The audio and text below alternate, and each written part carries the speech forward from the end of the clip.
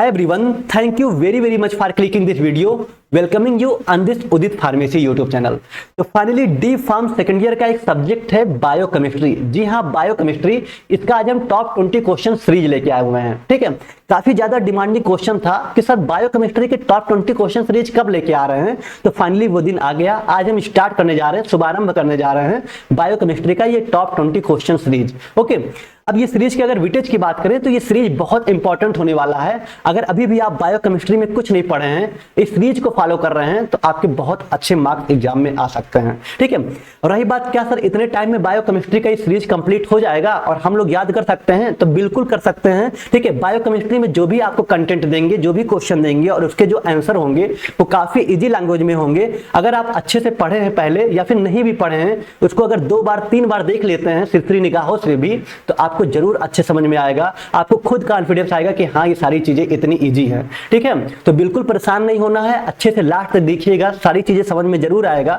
सारे क्वेश्चंस यहाँ पे बहुत इंपॉर्टेंट होने वाले हैं। ओके, तो इसका आज हम पार्ट फर्स्ट लेके आए हैं। ऐसे ही आपको पार्ट वाइज लेक्चर्स मिलते रहेंगे। ओके, अगर हाँ आपको पूरा कंप्लीट क्वेश्चन चाहिए तो उदित फार्मेसी के ऐप पे आ जाइए, वहां पे आपको एज ए पीडीएफ में सारे क्वेश्चन मिल जाएंगे। ओके, तो चलिए फिर शुभारंभ करते हैं, देर किस बात की। बायोकेमिस्ट्री टॉप 20 क्वेश्चन सीरीज का पार्ट फर्स्ट लेके आए हैं। ठीक है, हर पार्ट में मैक्सिमम 2 क्वेश्चन या 3 क्वेश्चन ऐसे कवर करते रहेंगे।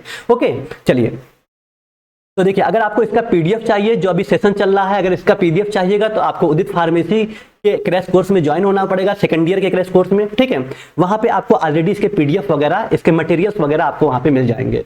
ओके, चलिए, और क्लासेस भी आपको वहां पे मिल जाएंगी, जो कि लाइव क्लासेस वहां पे चलती रहती हैं। ओके, चलिए, तो पहला क्वेश्चन जो आपके बायोकेमिस्ट्री का होने वाला है वो है define biochemistry, describe the significance and scope of biochemistry. ठीक है, टॉप 20 क्वेश्चन सीरीज का जो सबसे पहला क्वेश्चन है वो है बायोकेमिस्ट्री क्या होता है, इसके सिग्निफिकेंस बताना है, महत्व बताना है, and scope of biochemistry, biochemistry का स्कोप क्या है, क्षेत्र क्या है। ये क्वेश्चन इंपॉर्टेंट है, बीटीई यूपी वगैरह में पूछा भी जा चुका है, अदर स्टेट में भी पूछा जा चुका है। इसको ऐसे ही मिस करके मत छोड़ जाइएगा। ठीक है, सेकंड क्वेश्चन है define each cell organelle and draw its well level diagram. अब सेल ऑर्गेनल्स के बारे में बताना है। ठीक है, सेल ऑर्गेनल्स के बारे में बताना है कि ये सेल ऑर्गेनल्स आखिर होते क्या हैं। ठीक, कहीं ना कहीं आप देखे होंगे कि जो आपके सेल्स होते हैं, ठीक है, अब सेल्स में बहुत सारे इसके सेल्स ऑर्गेनल्स भी हैं। ठीक है, जैसे जो सेल होता है, सेल के अंदर छोटे छोटे जो स्ट्रक्चर्स होते हैं, कई सारे ऑर्गेनल्स होते हैं, उसके बारे में कहीं ना कहीं आपको डिस्कस करना है। उसमें जैसे माइटोकॉन्ड्रिया है, ठीक है, राइबोसोम्स है, प्लाज्मा मेम्ब्रेन है, साइटोप्लाज्म है, इसके बारे में कहीं ना कहीं एक ज्यादा नहीं 1-2 के बारे में पढ़ेंगे अच्छे तरीके से, जो एग्जाम में पूछे जा सकते हैं। और इसके डायग्राम को आपको अच्छे से बनाना पड़ेगा। ठीक है, डायग्राम की प्रैक्टिस आपको करनी पड़ेगी, अच्छे से बनाना पड़ेगा, ये भी आपके एग्जाम में पूछा जा सकता है। ठीक है, तो चलिए 2 क्वेश्चन को आज कवर करते हैं इस टॉप 20 क्वेश्चन सीरीज में। पहला क्वेश्चन देखते हैं, बायोकेमिस्ट्री आखिर है क्या, इसका महत्व क्या है और इसका स्कोप क्या है। आइए इजी लैंग्वेज में अच्छे तरीके से इसको देखने की कोशिश करते हैं। ठीक है, बाकी लेक्चर कैसा लग रहा है, कैसा क्या है, आप कमेंट में जरूर बताइएगा। ठीक है, चलिए फिर स्टार्ट करते हैं, देखते हैं। तो बायोकेमिस्ट्री, अब देखिए थोड़ा सा अगर नॉर्मली बात करें कि आखिर बायोकेमिस्ट्री है क्या, नाम से पता चल रहा है केमिस्ट्री। ठीक है, अब बायोकेमिस्ट्री कैसे क्या कह सकते हैं इसको हम। अच्छा, कभी सोचे हैं कि अगर हम लोग जैसे ब्रेकफास्ट करते हैं, सुबह का नाश्ता करते हैं या दोपहर का खाना करते हैं, फिर उसके बाद देखिए अभी हम सुबह नाश्ता किए हैं लेकिन अभी भी हमारे बॉडी में एनर्जी है। ठीक है, ताकत है। आखिर कैसे एनर्जी आ रहा है, खाना तो सुबह खाए थे लेकिन अभी भी एनर्जी कैसे आ रहा है। अगर हमको कहीं चलना हो, कहीं घूमना हो, फिर भी हम जा सकते हैं। आखिर वो एनर्जी कैसे मिल रहा है, कुछ ताकत कैसे मिल रहा है, क्योंकि हमारे बॉडी में जो हम खाना सुबह खाए थे, जो नाश्ता किए थे, ठीक है, वो केमिकल प्रोसेस हो रहा होता है। ठीक है, केमिकल ब्रेकडाउन होकर एनर्जी में कन्वर्ट होता है। ठीक है, जैसे जैसे जरूरत पड़ती है उस हिसाब से रिलीज होता रहता है बॉडी में। ठीक है, तो आखिर कैसे एनर्जी मतलब प्रोड्यूस हो रहा है हमारे बॉडी में, जो हम खाना खा रहे हैं सुबह दोपहर शाम में, वो किस तरह से हमारे बॉडी में रिलीज हो रहा है। ठीक है, कैसे वो एनर्जी बन रहा है, ठीक है, किस तरह से वो प्रोटीन में कन्वर्ट हो रहा है, वही सारी चीजें हमको पढ़ना है बायोकेमिस्ट्री में। ओके, चलिए, biochemistry is the study of chemicals. Biochemistry में हम किसका अध्ययन करेंगे, केमिकल्स का। ठीक है, जैसे कि कौन से केमिकल्स, प्रोटीन हो गया, कार्बोहाइड्रेट्स हो गया, फैट्स हो गया, विटामिन हो गया, एंजाइम। और आप सभी को पता है कि प्रोटीन हो गया या कार्बोहाइड्रेट्स हो गया, फैट्स मतलब लिपिड हो गया, विटामिन एंजाइम कितना इंपॉर्टेंट रोल करते हैं हमारे बॉडी में। ठीक है, एंजाइम का अलग रोल होता है, खाना को पचाने में हेल्प करता है, बहुत सारे एंजाइम का अलग अलग रोल है। विटामिन की कमी से कितने सारे डिजीज होते हैं, vitamin A, vitamin B, vitamin C. ठीक है, फैट्स, लिपिड्स कितने इंपॉर्टेंट है, bad cholesterol, good cholesterol, carbohydrates जिससे हमें एनर्जी मिलता है, ये भी कितना इंपॉर्टेंट है। और प्रोटीन की कमी से क्या क्या होता है, ठीक है, मसल्स रिकवर नहीं हो पाते हैं, ये सारी चीजें कहीं ना कहीं आपस में केमिकल रिएक्शन ही तो हो रहा है। यही सारी चीजें हम बायोकेमिस्ट्री में पढ़ते हैं। ठीक है, तो biochemistry is the study of chemicals, जैसे कि protein, carbohydrate, fats, vitamin, enzyme, ETC and chemical reaction that take place in the human body and other living things. वही बात हुआ ना जो बताए थे। ठीक है, हम केमिकल्स का इसमें अध्ययन करते हैं, केमिकल्स की स्टडी करते हैं बायोकेमिस्ट्री में, और केमिकल रिएक्शन के बारे में पढ़ते हैं जो कि take place in the human body, जो हमारे ह्यूमन बॉडी मतलब हम लोग की बॉडी में जो केमिकल रिएक्शन हो रहे होते हैं इसके बारे में कहीं ना कहीं पढ़ते हैं। या फिर अदर लिविंग थिंग्स, जो भी जीवित चीजें होती हैं, ठीक है, जीवित चीजें जो भी अदर लिविंग थिंग होते हैं उनकी में कैसे केमिकल रिएक्शन हो रहा होता है, प्रोटीन का ब्रेक डाउन हो रहा है, कार्बोहाइड्रेट एनर्जी में कन्वर्ट हो रहा है, फैट्स, विटामिन, एंजाइम, इनका रोल क्या है हमारे बॉडी में, इसके बारे में हम बायोकेमिस्ट्री में पढ़ते हैं। ठीक है, चलिए थोड़ा सा और आसान भाषा में समझते हैं। इट एक्सप्लेन, इसमें हम क्या एक्सप्लेन करते हैं, क्या हो सकता है, how food is digested and converted into energy. वही बात हुआ कि फूड कैसे डाइजेस्ट हो रहा है और एनर्जी में कैसे कन्वर्ट हो रहा है। जो हम खाना खा रहे हैं वो डाइजेस्ट कैसे हो जा रहा है। आखिर ऐसा तो नहीं हुआ कि मतलब खाना खाए और पेट में क्या डाइजेस्ट हो गया, नहीं भैया, वहां बहुत सारे एंजाइम का रोल प्ले करता है। ठीक है, बहुत सारे स्टेप से होकर गुजरता है। तो फूड डाइजेस्ट कैसे हो रहा है, कैसे एनर्जी में कन्वर्ट हो रहा है, ये हम बायोकेमिस्ट्री में पढ़ते हैं। How cells grow, function and communicate. ठीक है, सेल कैसे ग्रो कर रहे हैं, ठीक है, सेल कैसे ग्रो कर रहे हैं, कैसे अपना फंक्शन मतलब कैसे कार्य कर रहे हैं और कैसे आपस में इंटरकनेक्टेड है। वही कम्युनिकेट मतलब कैसे आपस में इंटरकनेक्ट हैं, ये हम बायोकेमिस्ट्री में पढ़ते हैं। Okay, the role of enzyme, hormone and vitamin. Enzyme, वही बात लिखा हुआ है कि एंजाइम, हार्मोन और विटामिन का क्या रोल है, ठीक है, ये किस तरह से वर्क करते हैं, ये सब हम बायोकेमिस्ट्री में पढ़ते हैं। उम्मीद है आपको समझ में आया होगा कि बायोकेमिस्ट्री क्या है। थोड़ा आगे बढ़ते हैं और देखते हैं। ठीक है, scope of biochemistry in pharmacy, आपसे बायोकेमिस्ट्री पूछा था, उसका स्कोप पूछा था और उसका सिग्निफिकेंस पूछा था, महत्व पूछा था। ठीक है, अब थोड़ा स्कोप की बात करते हैं, क्षेत्र की बात करते हैं कि बायोकेमिस्ट्री जो सब्जेक्ट है फार्मेसी में इसका क्या क्षेत्र है, आइए देखते हैं। ठीक है, तो बात की हम 3 कैटेगरी में इसको डिवाइड किए हैं। पहला मेडिकल फील्ड, ठीक है, मेडिकल फील्ड में क्या इसका रोल है, उसके बाद क्लिनिकल लैबोरेटरी में क्या रोल है और न्यूट्रिशनल साइंस में क्या रोल है। आइए तीनों को अच्छे से देखते हैं। आपको बहुत ज्यादा पॉइंट्स अगर लगेगा तो उसमें से 1-2 पॉइंट घटा भी सकते हैं। ठीक है, जैसे हम पॉइंट वाइज जो लिखे हैं 1-2 पॉइंट कम भी कर सकते हैं। ठीक है, चलिए देखते हैं। तो मेडिकल फील्ड में बायोकेमिस्ट्री का क्या रोल है, आइए देखते हैं। तो help in understanding the cause and treatment of disease. ठीक है, अब देखिए क्या लिखा है, help in understanding the cause and treatment of disease. जो भी डिजीज होता है, जो भी रोग होता है, उसको समझने में मदद करता है। ठीक है, उसके उपचार के लिए और किस कारण ये डिजीज हो रहा है, ये हम बायोकेमिस्ट्री में अच्छे समझते हैं। ठीक है, जो भी रोग हो रहा है हमारे बॉडी में तो वो किस कारण की वजह से हो रहा है, ठीक है, और इसके उपचार कैसे हो सकते हैं, ये इसका स्कोप है बायोकेमिस्ट्री का। Okay, used in diagnosis through biochemical test. इसका डायग्नोसिस कैसे करते हैं, आखिर कैसे हमें कारण का पता चलता है, हम डायग्नोसिस टेस्ट करते हैं। जैसे ब्लड शुगर लेवल, ठीक है, लीवर फंक्शन टेस्ट हो गया, किडनी फंक्शन टेस्ट हो गया, कोलेस्ट्रॉल लेवल टेस्ट हो गया। इस टेस्ट से हम एग्जैक्ट पता चल पाता है कि हाँ एक ह्यूमन बॉडी में क्या प्रॉब्लम हो सकता है, इस वजह से इसको ये प्रॉब्लम हो रही है, इसका ट्रीटमेंट ये होगा। ठीक है, तो ये सब बायोकेमिस्ट्री की वजह से ही पॉसिबल है। ठीक है, help in understanding genetic disorder and hormonal imbalance.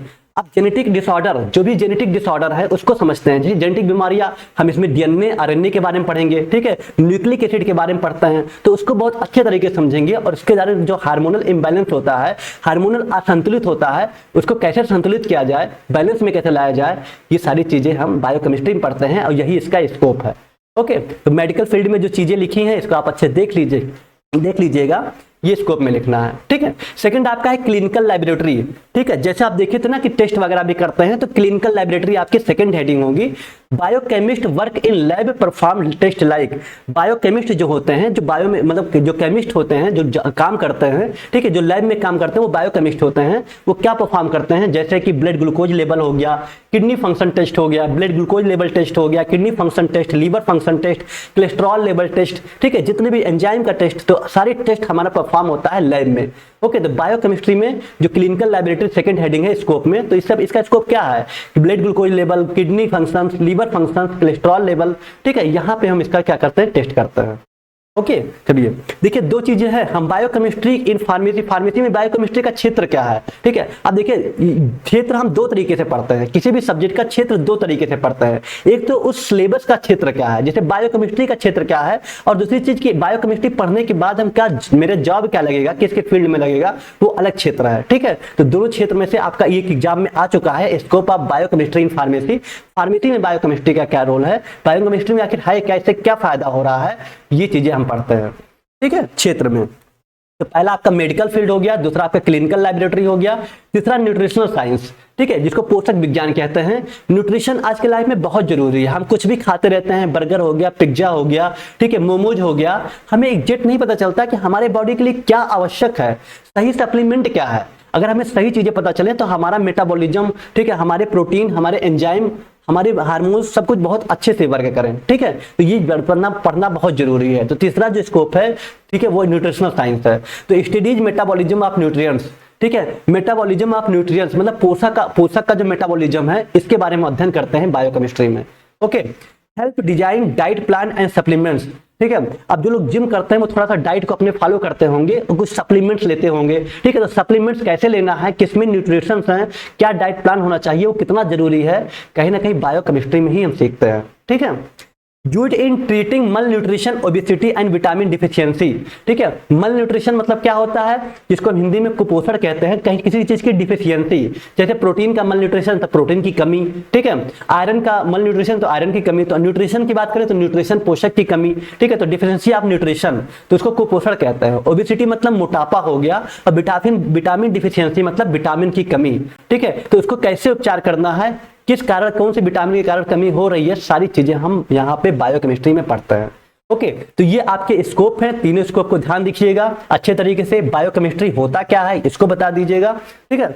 Scope में आपको लिखेंगे पहला मेडिकल फील्ड, दूसरा आपका क्लिनिकल लैबोरेटरी और तीसरा आपका न्यूट्रिशनल साइंस।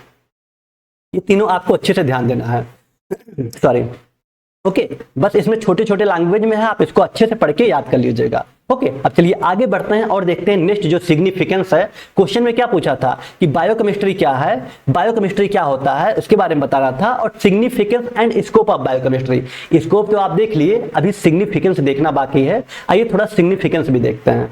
ओके, चलिए, सिग्निफिकेंस ऑफ बायोकेमिस्ट्री, बायोकेमिस्ट्री का महत्व क्या है। वही चीजें जो अभी आप पढ़े थे वही आराम से एकदम पढ़ के आराम से वही लिख सकते हैं, बस थोड़ा समझना आपको चाहिए कि लिखना कैसे है, ठीक है। देखिए, biochemistry help us understand, biochemistry help us, biochemistry हमें मदद करता है अंडरस्टैंड, समझने में, how our body work at the molecular level, हमारा बॉडी किस तरह से काम करता है जो मॉलिक्यूलर लेवल पे। मॉलिक्यूलर लेवल मतलब जैसे न्यूक्लिक एसिड हो गया, ठीक है, जो मॉलिक्यूल्स होता है डीएनए, आरएनए, ठीक है, कैसे लिपिड्स हो गया, इसमें कैसे कैसे कौन से मॉलिक्यूल्स होते हैं, किस तरह से फैट और ऑयल डिवाइड होते हैं, सारी चीजें, ग्लिसरॉल हो गया, फैटी एसिड हो गया, कोलेस्ट्रॉल हो गया, किस तरह से मॉलिक्यूलर लेवल पे हमारा बॉडी काम कर रहा है, इसको अच्छे से देखते हैं, यही इसका महत्व है, ठीक है। इसमें हमें यह समझ में आता है कि कैसे हमारे बॉडी में वर्क कर रहे हैं मॉलिक्यूलर लेवल, ठीक है। It explain how food is converted into energy, वही बात है, ये एक्सप्लेन करता है, ये हमें ये बताता है कि कैसे हमारा फूड एनर्जी में कन्वर्ट हो जा रहा है, ठीक है, कैसे हमें ऊर्जा मिल रही है, कैसे हमें ताकत मिल रहा है, ये चीज हम बायोकेमिस्ट्री में देखते हैं, ठीक है, वही सारी चीजें लिखा हुआ है। इट शो या शो करता है how vitamin and minerals help in body function, कैसे विटामिन और मिनरल्स आखिर क्यों हमारे बॉडी के लिए इनका इंपॉर्टेंट है, ठीक है, कैसे हमारे बॉडी के फंक्शन को ये इंपॉर्टेंट रोल प्ले करते हैं, हमारे बॉडी फंक्शन के लिए कैसे इंपॉर्टेंट हो सकता है, ठीक है। तो विटामिन का क्या रोल हमारे बॉडी के लिए, मिनरल्स का क्या रोल है, वो भी हम बायोकेमिस्ट्री में पढ़ेंगे, ये सब इसका महत्व है। Okay, it help in understanding disease and their causes, it help in understanding, हमें मदद मिलती है समझने में, डिजीज, रोगों को समझने में हमें मदद मिलती है कि कौन सा रोग इनको हुआ है, कौन सा डिजीज हुआ है और उसके कारण क्या हो सकते हैं। क्यों? क्योंकि हम बायोकेमिस्ट्री में टेस्ट करते हैं, ठीक है। अगर लीवर में इन्फेक्शन है तो लीवर फंक्शन टेस्ट करेंगे, किडनी फंक्शन टेस्ट करते हैं, ग्लूकोज लेवल टेस्ट करते हैं, सारी टेस्ट वगैरह को करते हैं, जिससे हम एग्जैक्ट पता पा जाते हैं कि ये पेशेंट को क्या प्रॉब्लम हो सकता है, ठीक है।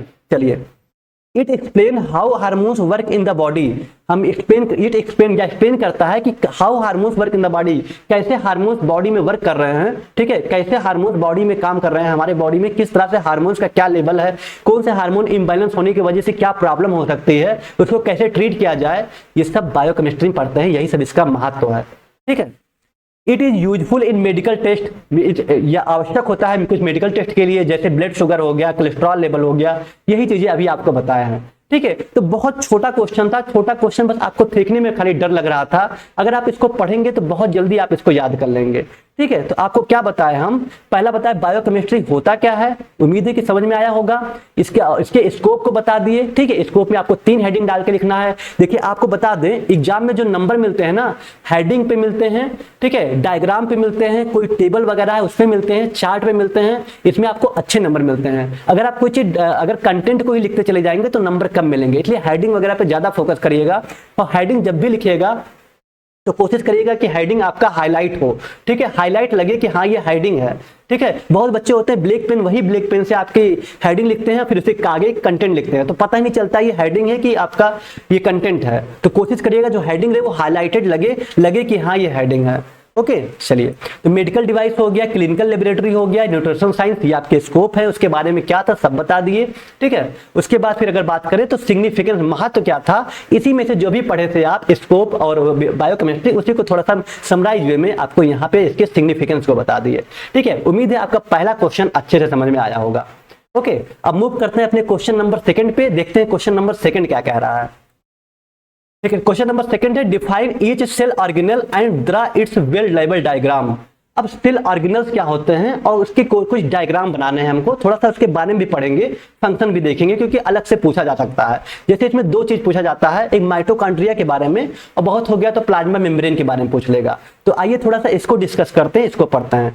सेल ऑर्गेनल, जिसको हम कोशिका अंगक कहते हैं। अब देखिए सेल क्या होता है, सभी को पता है सेल जो होता है, cell is the structure and functional unit of life. ठीक है, सभी को पता है कि सेल क्या होता है।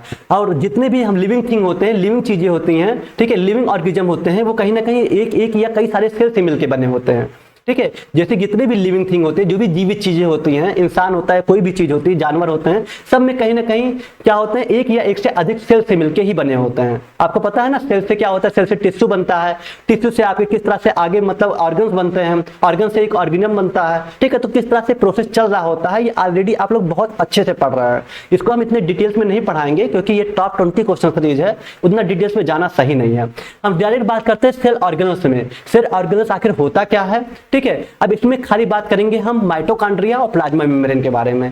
ठीक है, तो चलिए फिर स्टार्ट करते हैं, देखते हैं। ठीक है, यहाँ पे डिफाइन ईच, प्रत्येक पूछा है, लेकिन प्रत्येक आपको लिखने की जरूरत नहीं है, इतना आपके पास टाइम भी नहीं रहेगा कि आप सारा डिफाइन कर सकें, क्योंकि बहुत सारे होते हैं।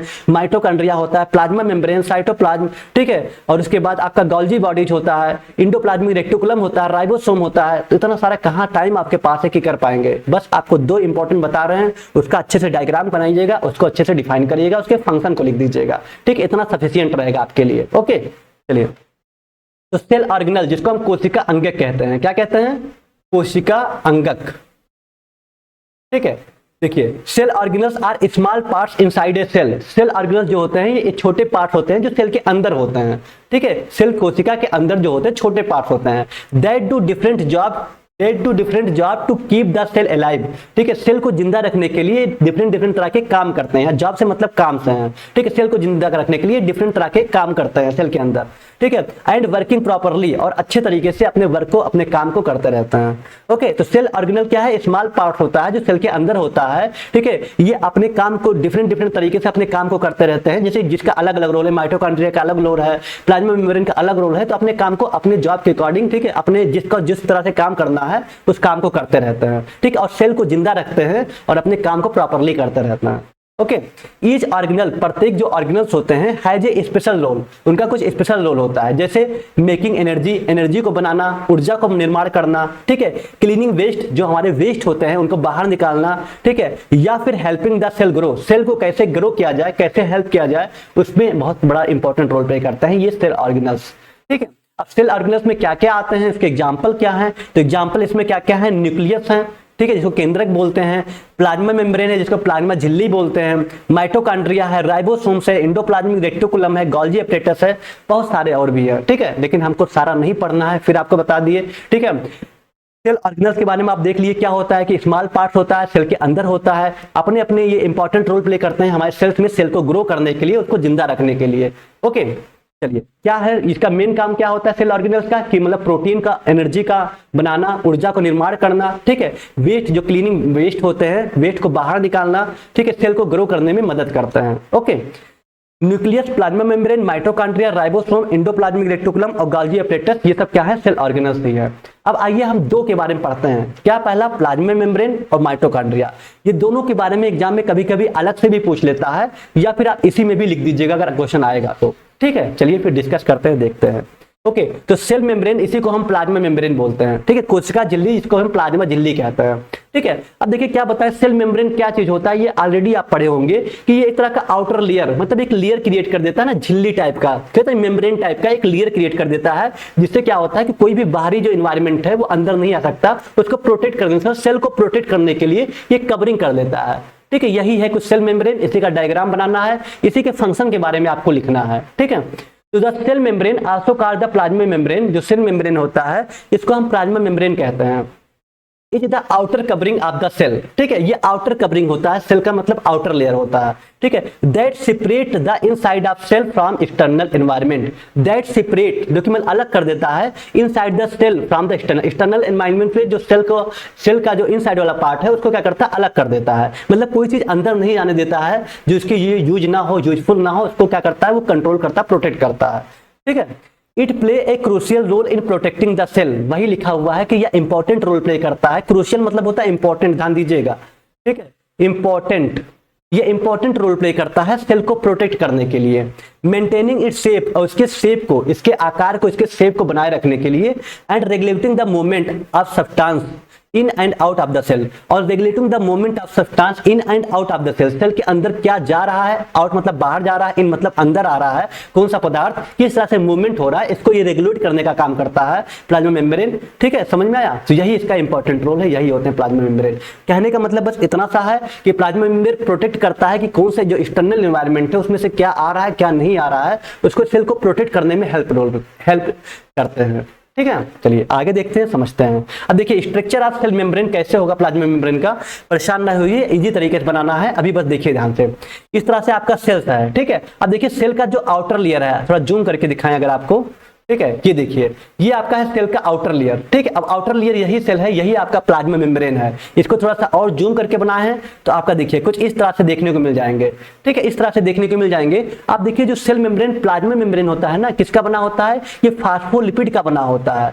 किसका? फास्फोलिपिड का, जो कि आगे पढ़ेंगे। इसीलिए हम बोले कि ये इंपॉर्टेंट है, ऑलरेडी आपके चैप्टर लिपिड है। ठीक है, लिपिड आपका एक चैप्टर है, और लिपिड मतलब फास्फोलिपिड कहीं ना कहीं सेल मेम्ब्रेन जो होता है फास्फोलिपिड का बना होता है, इसीलिए हमें ये इंपॉर्टेंट लगा, आपको प्लाज्मा मेम्ब्रेन बता रहे हैं। ठीक है, चलिए, तो फास्फोलिपिड का बना होता है। फास्फोलिपिड आप देख रहे हैं जितने सेल मेम्ब्रेन के आउटर लेयर होते हैं सब कहीं ना कहीं फास्फोलिपिड के बने होते हैं। फास्फोलिपिड के बारे में जब पढ़ेंगे तो थोड़ा और डिटेल्स में देखेंगे क्या चीजें हैं। फास्फोलिपिड देखिए क्या होता है, इसमें दो सिरा होता है, एक आपका हेड वाला होता है, एक आपका टेल वाला होता है। अब देखिए इसमें हेड है, इसमें क्या है? टेल है, मतलब पूंछ है, और इसका सिरा भाग है। जो आपका हेड वाला पार्ट है वो आपका हाइड्रोफोलिक होता है, मतलब पानी से इसको प्यार होता है, और जो आपका टेल वाला होता है वो हाइड्रोफोबिक होता है, वो पानी से नफरत करता है। ठीक है, अंदर क्या होता है? पानी, लिक्विड वगैरह ज्यादा नहीं होते हैं। ठीक है, ये पानी से नफरत करता है, तरल पदार्थ होते हैं। और जो आपका आउटर लेयर होता है ये पानी से प्यार करता है, हमेशा वाटर में ही डूबा रहता है। ठीक है, तो इस तरह से आप ये जब फास्फोलिपिड को देखिएगा तो समझिएगा। अभी बस आपको इतना ध्यान देना है कि इसका डायग्राम बनाना कैसे है। तो आपको इतना ध्यान देना है कि जो सेल मेम्ब्रेन होता है इसमें क्या होता है? फास्फोलिपिड। ये फास्फोलिपिड का बना होता है, याद रखिएगा, आगे काम आएगा। ठीक है, अब डायग्राम कैसे बनाना है थोड़ा इजी तरीके से समझते हैं। ये आपका कुछ डायग्राम है। ठीक है, इसको थोड़ा सा जूम करते हैं, देखिएगा। अब इसको बनाने में कोई बहुत ज्यादा जैसे डर लग रहा होगा तो बिल्कुल आप बना लेंगे, डरने की बात नहीं है, कुछ भी टफ नहीं है। सिंपल से ऐसे आपको क्या करना है? फास्फोलिपिड बनाना है, अंदर से इस तरह से लाइन खींचना है। ठीक है, इस तरह से मूव कर देना है।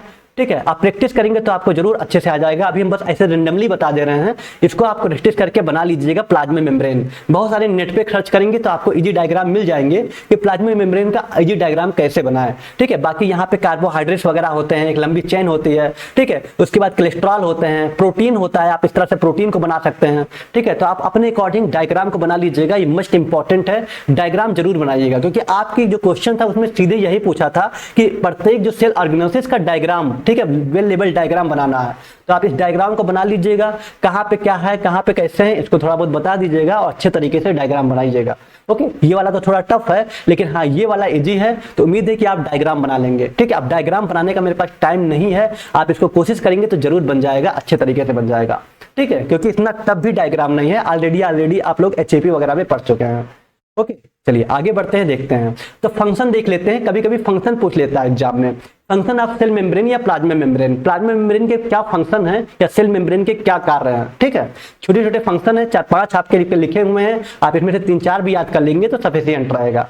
पहला क्या लिखा हुआ है, it control what goes in and out of the cell. ठीक है, what goes in and out of the cell, cell के अंदर क्या आ रहा है क्या जा रहा है, इसको नियंत्रण करता है कौन, प्लाज्मा मेम्ब्रेन। इन मतलब आना, आउट मतलब जाना। ठीक है, कम इन कम आउट, ठीक है, गो आउट। तो देखिए सेल के अंदर क्या आ रहा है क्या जा रहा है, इसको कौन नियंत्रण करता है, प्लाज्मा मेम्ब्रेन या सेल मेम्ब्रेन। ओके, सेकंड लिखा है it protect the inside of cell. ठीक है, सेल के अंदर जो है उसको प्रोटेक्ट करता है। ठीक है, सेल के अंदर जो भी यहाँ पे मटेरियल्स हैं, ठीक है, जो भी यहाँ पे और भी ऑर्गेनिज्म है, सॉरी ऑर्गेनिज्म कह रहे हैं, सेल के अंदर जो भी यहाँ पे कंपोनेंट्स लगे हुए हैं उनको क्या करता है, प्रोटेक्ट करता है।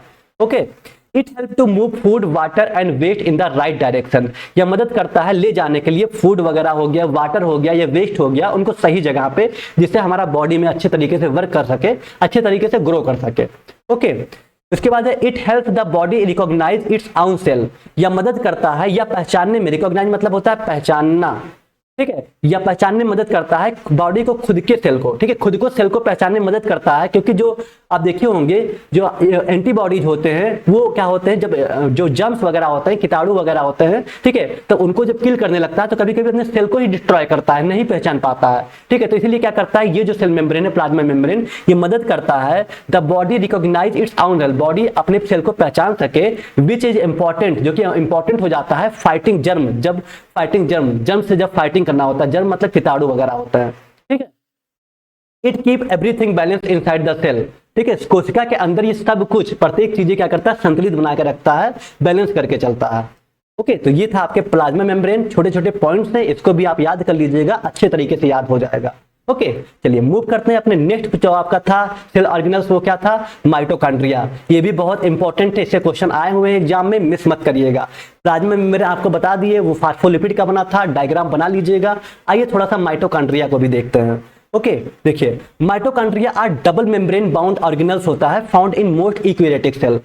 ठीक है, अब देखिए कोशिका जो होता है 2 तरह के होते हैं, प्रोकैरियोटिक, यूकैरियोटिक। अब इतना डिटेल्स में जाना सही नहीं है क्योंकि आते नहीं है। तो माइटोकॉन्ड्रिया क्या है, डबल मेम्ब्रेन बाउंड ऑर्गेनल्स होते हैं। कैसे, आप देखिए ये स्ट्रक्चर है ना, एक मेम्ब्रेन आउटर वाला एक इनर वाला, तो क्या है डबल मेम्ब्रेन, क्या डबल मेम्ब्रेन बाउंड ऑर्गेनल्स होते हैं जो found in most eukaryotic cells, eukaryotic cells में मैक्सिमम पाए जाते हैं। ठीक है, ये डबल मेम्ब्रेन बाउंड ऑर्गेनल्स होते हैं, ध्यान रखिएगा, आउटर मेम्ब्रेन और inner membrane. Okay, they are also known as power house of the cell, इसे हम पावर हाउस ऑफ सेल कहते हैं। ठीक है, इसे हम क्या कहते हैं, power house of the cell कहते हैं, ध्यान रखिएगा, माइटोकॉन्ड्रिया को ही power house of the cell कहते हैं। क्यों, क्योंकि बिकॉज दे प्रोड्यूस एटीपी, ये एटीपी प्रोड्यूस करता है, जिसको बोलते हैं adenosine triphosphate, the main energy currency of the cell. ठीक है, जो main energy currency of the cell, जो सेल की मतलब मेन मतलब क्या कहते हैं ऊर्जा मुद्रा होती है। ठीक है, main energy currency of the cell.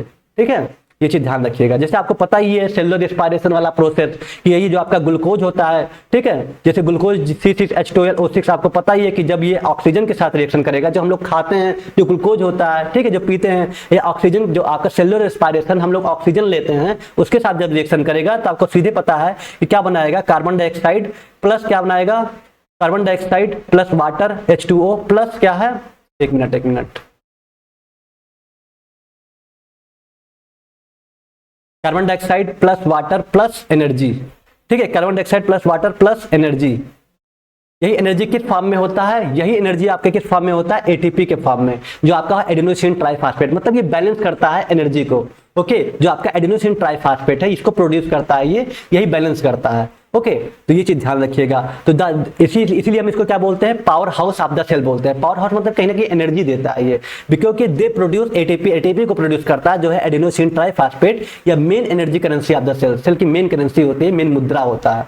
Okay, I hope कि आपको माइटोकॉन्ड्रिया समझ में आया होगा। बस इसके थोड़ा डायग्राम देख लीजिएगा और इसके फंक्शन को बता दीजिएगा।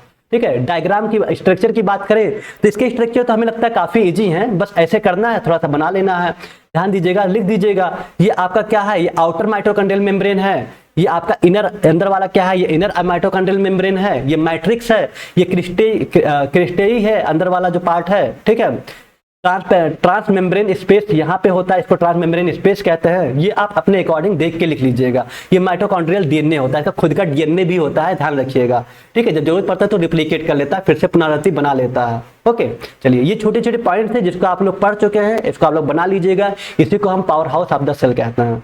ओके, फंक्शन ऑफ माइटोकॉन्ड्रिया के फंक्शन की अगर बात करें, क्या इसके फंक्शन है, तो आइए देखते हैं। तो produce energy ATP through cellular respiration, वही अभी बताया ना कि एनर्जी एटीपी को प्रोड्यूस करता है सेलुलर रेस्पिरेशन। सेलुलर रेस्पिरेशन में वही सारी चीजें होती है ना, जैसे हम ऑक्सीजन को ले रहे हैं तो जो हमारे अंदर ग्लूकोज है, ग्लूकोज ऑक्सीजन के साथ रिएक्शन करके कार्बन डाइऑक्साइड, वाटर और एटीपी में एनर्जी को तोड़ेगा, एडेनोसिन ट्राइफॉस्फेट एनर्जी को कन्वर्ट करेगा, ठीक है। वही चीज है, एनर्जी को प्रोड्यूस करता है थ्रू सेलुलर रेस्पिरेशन के through. Okay, help in the Krebs cycle and electron transport chain. Help cycle of electron transport chain, यहाँ पे भी एनर्जी को तोड़ने में मदद करता है माइटोकॉन्ड्रिया, ठीक है। क्रेब्स साइकिल और आपका इलेक्ट्रॉन ट्रांसपोर्ट चेन ये प्रोसेस है, अभी आगे पढ़ेंगे, जब कार्बोहाइड्रेट के मेटाबॉलिज्म पढ़ेंगे तो आपको समझ में आएगा। ओके, किस तरह से एनर्जी किस तरह से मिल रहा है, कैसे लास्ट में एनर्जी आ रहा है, कौन कौन से एंजाइम का रोल है, किस तरह से प्रोसेस हो रहा है, सब क्रेब्स साइकिल और इलेक्ट्रॉन ट्रांसपोर्ट चेन में पढ़ेंगे आप, ठीक है। तो stores calcium ion for sale signalling, ठीक है। कैल्शियम आयंस को क्या करता है, स्टोर करता है सेल सिग्नल के लिए। सेल सिग्नल का मतलब कि सेल आप एक दूसरे से सिग्नल कर सके, कम्युनिकेट कर सके। Okay, control cell death, cell death को भी नियंत्रण करता है, जैसे जिसको हम एपोप्टोसिस, ठीक है, एपोप्टोसिस बोलते हैं, ठीक है। तो सेल डेथ को भी ये क्या करता है, कंट्रोल करता है, नियंत्रण करता है। Help in synthesis of some protein and enzyme, कुछ प्रोटीन होते हैं, कुछ एंजाइम होते हैं, उसके सिंथेसिस में ये क्या करता है, मदद करता है, इंपॉर्टेंट रोल प्ले करता है। Okay, it has its own DNA, इसका खुद का डीएनए होता है, अभी आप देखे थे ना, इसका खुद का क्या होता है, माइटोकॉन्ड्रियल डीएनए होता है। एंड कैन रिप्लिकेट इंडिपेंडेंटली, ठीक है। अब मतलब किसी पे डिपेंड नहीं होता है, खुद से ही रिप्लिकेट कर लेता है जब जरूरत पड़ती है तब। ओके, तो ये थे कुछ माइटोकॉन्ड्रिया के फंक्शन, ठीक है। इसको आप याद कर लीजिएगा, 3-4 जितना भी याद हो सकेगा इंपॉर्टेंट है। भले ही फंक्शन नहीं पूछा गया था लेकिन पूछा जा सकता है, इसलिए हम यहाँ पे बताए हैं, इसको आप प्रैक्टिस कर लीजिएगा। ओके, तो 2 क्वेश्चन आपके हो गए। पहला क्वेश्चन आपका क्या था, पहला क्वेश्चन आपका था कि बायोकेमिस्ट्री क्या होता है, इसके सिग्निफिकेंट महत्व क्या है और इसके स्कोप क्या है। अच्छा क्वेश्चन था, इसको आप प्रैक्टिस कर लीजिएगा। सेकंड क्वेश्चन क्या है, सेल ऑर्गेनल्स क्या हैं, ठीक है, इसको आपको बनाना है। और इसमें जो सेल ऑर्गेनल्स में खासकर बहुत सारे होते हैं, तो आप वेल लेवल डायग्राम बनाइएगा। पहला आपका है प्लाज्मा मेम्ब्रेन, प्लाज्मा मेम्ब्रेन, ठीक। दूसरा आपका क्या है, माइटोकॉन्ड्रिया, माइटोकॉन्ड्रिया, ठीक है। यही 2 आप डायग्राम बना लीजिएगा, इतना सफिशिएंट रहेगा, क्योंकि इससे ज्यादा आपको टाइम भी नहीं रहेगा, क्योंकि बहुत सारे क्वेश्चन करने रहेंगे, ठीक है। तो आज के इस शुभारंभ में मैं बायोकेमिस्ट्री के 2 क्वेश्चन करा दिए, अच्छे से प्रैक्टिस कर लीजिएगा, याद कर लीजिएगा, जल्दी ही आपको सेकंड लेक्चर इसका मिल जाएगा, ठीक है। चलिए, अब लेक्चर का कोई प्रॉपर टाइमिंग नहीं रहेगा, जैसे हमें टाइम मिलेगा लेक्चर अपलोड कर दिया करेंगे, ठीक है। रात में 11 बजे 12 बजे जब भी हमें सुटेबल टाइम लगेगा तो लेक्चर आपको मिल जाया करेगा। तो इसलिए परेशान मत होइएगा कि सर टाइम बता दीजिए कब ले रहे हैं, ठीक है। टाइम का कोई फिक्स नहीं, जब हमें टाइम मिलेगा हम उसके अकॉर्डिंग करेंगे। ओके, चलिए, तो आज के लेक्चर में यही इतना, उम्मीद है कि समझ में आया होगा अच्छे तरीके से। दोनों क्वेश्चन और दोनों क्वेश्चन का आंसर याद कर लीजिएगा अच्छे तरीके से। और कोई भी डाउट अगर आपको हो रहा हो, कुछ भी तरह का प्रॉब्लम हो, तो ये मेरा इंस्टा आईडी है आदित्य श्री ऑफिशियल के डाउट है, ठीक है। आदित्य सर नहीं, आदित्य श्री SRI.official, इसको आप फॉलो कर सकते हैं। क्वेश्चन जो भी डाउट हो आप मैसेज कर सकते हैं, हम रिप्लाई टाइम जैसा होगा रिप्लाई जरूर देंगे, ठीक है। बाकी thank you so much, thank for watching. उम्मीद है कि आपको समझ में आया होगा। फिर मिलते हैं नए क्वेश्चन में, तब तक अपना ख्याल रखिए, अच्छे से रहिए। Tata, bye bye and take care, all of you.